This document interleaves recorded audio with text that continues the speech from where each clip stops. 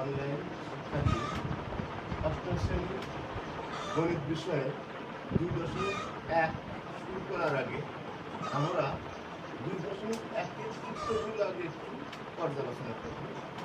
দেখবে আমরা একটা সূত্রের মাধ্যমে আমরা কীভাবে মুনাফা, আসল, হার ও সমান, ঠিক আছে? আমরা দেখি সূত্রটা কেন। আমরা একটা সূত্র জানি, আমরা জানি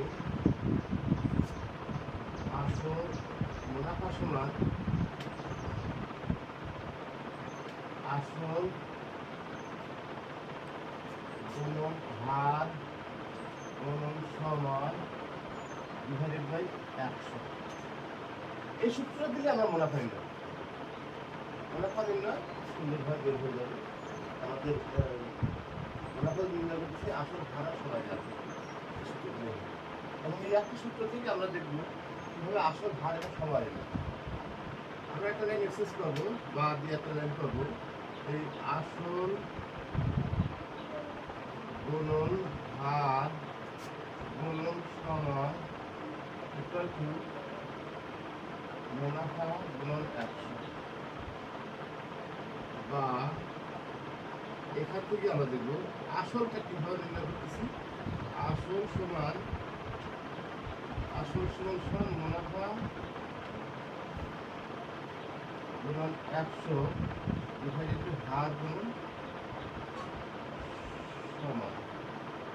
আবার হার সমান কীভাবে নির্ণয় করি? হার সমান মুনাফা গুণন 100 ডিভাইডেড বাই আসল গুণ সমান।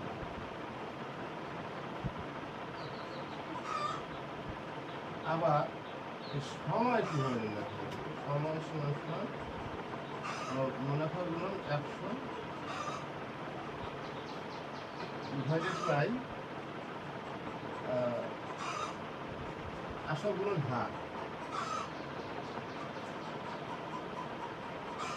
তাহলে অধ্যায় শুরু করার আগে আমরা মুনাফা নির্ণয় করতে পারবো, আসল নির্ণয় করতে পারবো, হার নির্ণয় করতে পারবো, সময় নির্ণয়। এই চারটা আইকনের আমরা নির্ণয়ের সূত্র জেনে নিলাম। একটা সূত্র বিবেচনা করে এর পরবর্তীতে ক্লাসে আমরা অবশ্যই মূল অঙ্কে ফিরে যাবো। ধন্যবাদ।